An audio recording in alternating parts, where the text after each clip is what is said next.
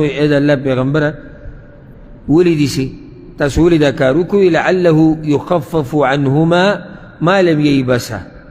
پیغمبر صلی اللہ علیہ وسلم کی دیشی چی ردی دلسا دا دوینا دا آغا وقت پوری عذاب کم کڑیشی چی سو پوری دا لخت وچشیوی نئی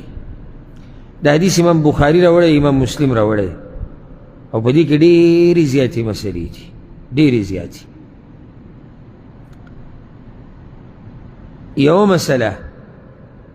دا پیغمبر صلی اللہ علیہ وسلم چوئی چی پدی دوانو بندی عذاب دے